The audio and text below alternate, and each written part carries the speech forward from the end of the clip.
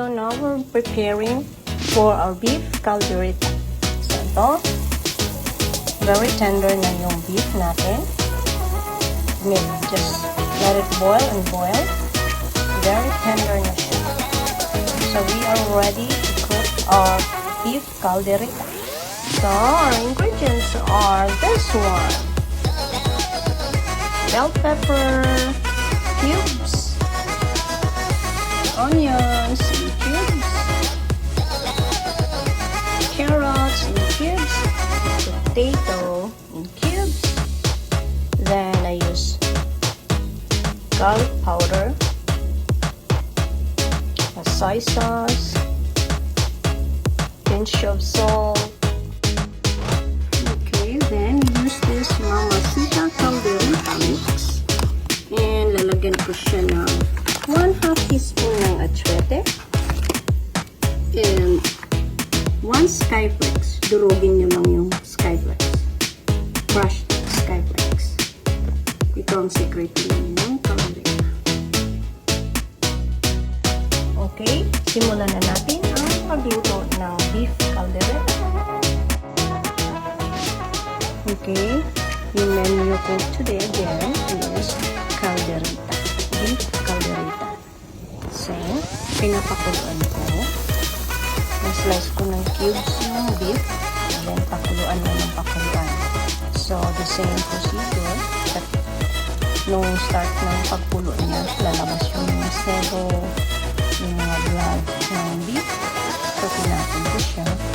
Then, replace agad ng new water. And pakuluan na lang siya in a long medium fire. Okay?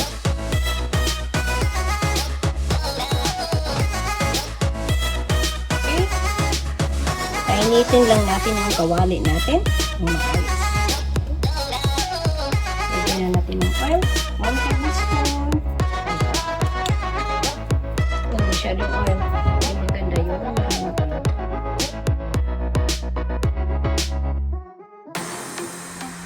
Maging modelo na ako nito ng McCormick.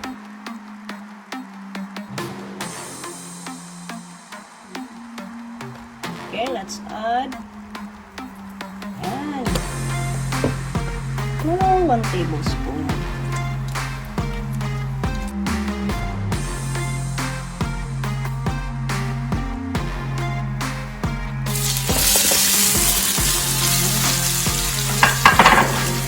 Panghin natin bago tayo mag-add ng ibang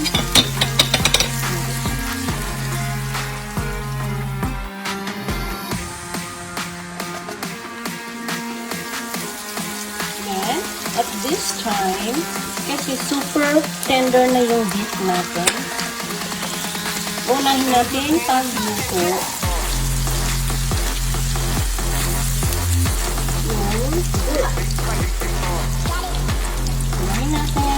Yan naman yung carrots. Kasi mas matigas yung carrots kaysa potato. Yan ang secret. Unahin mo yung mga matigas na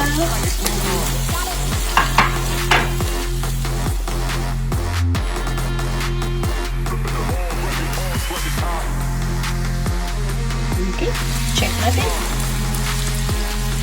Okay. Tips na naman. Okay.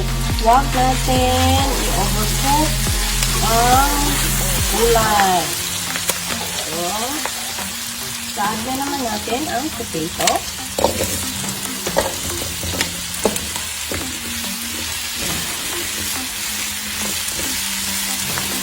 And my pepper.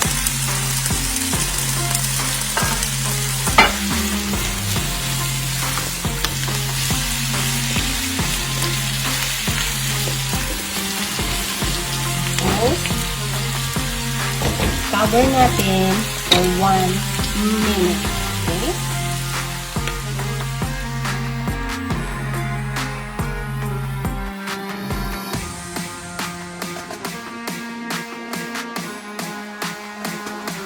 Okay?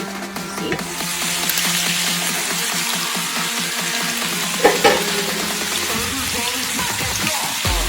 Okay.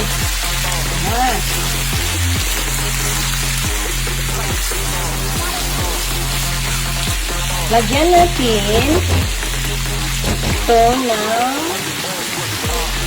Caldereta mix. Ano ba? 1 tablespoon.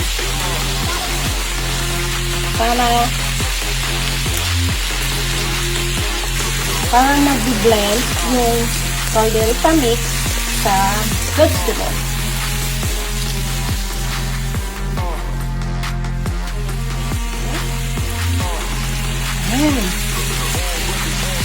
Now, i-add natin ang cheese. Sama mo na yung sabaw. Oh.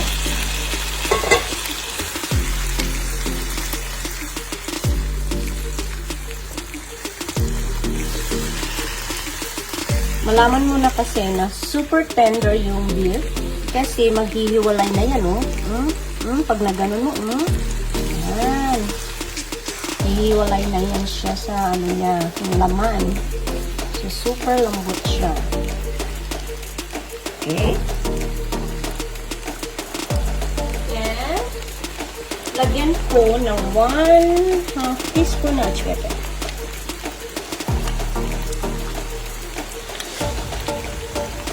Okay. Yan, pwede na.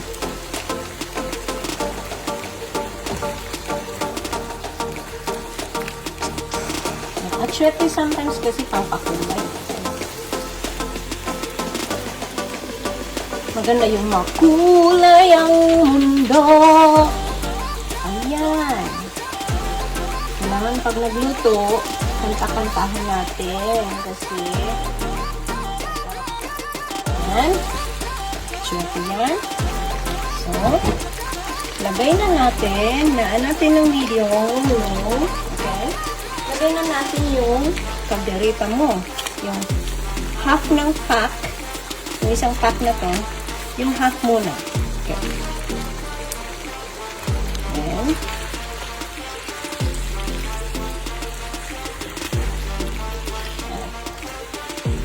Tapos, kung gusto mo lang may kunting sabaw, mag-prepare ka ng 1/2 to 3/4 of hot water. Okay? Prepare ka lang. So, dagdagan natin.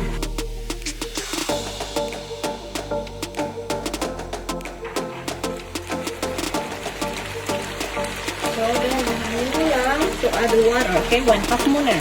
See?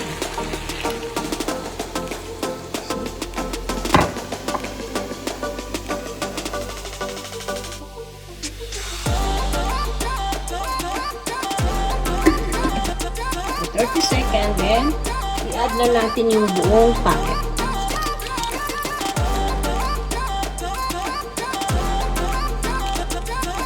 Okay. Add na natin yung buong packet ng Caldereta mix. Masarap mix.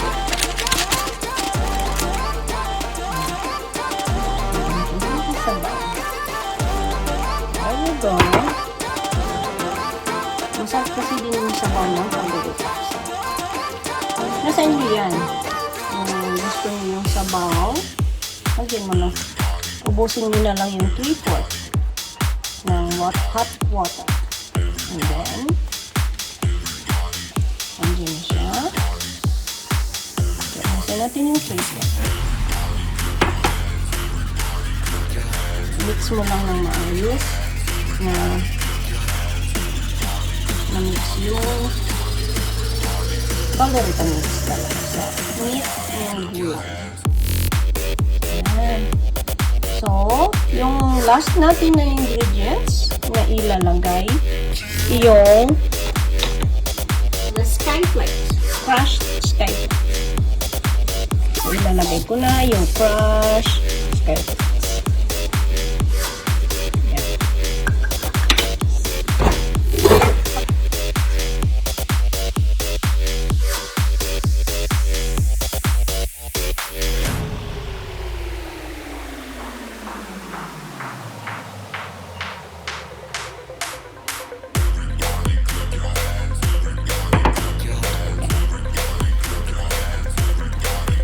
Kasi once na ilagay mo yung sky flakes, so nag-ano mo, didindit mo yung water.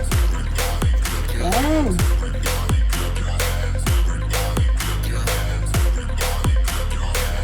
So, ready na tayong tikman. Kasi hindi maganda kung ma-overcook natin yung gulay.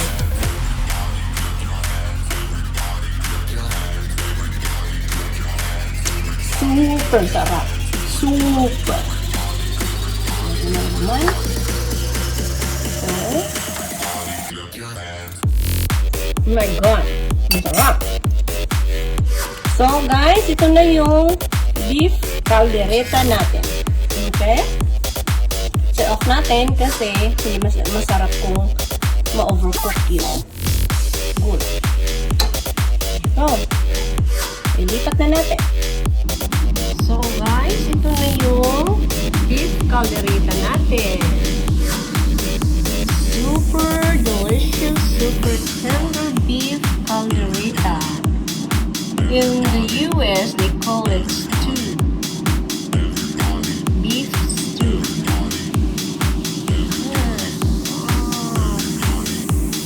Wow, serve while it's hot. Thank you for watching on our cooking tutorial today. Hope you like this video and share it with your family and friends. Have a wonderful day. Please don't forget to subscribe, like, and share.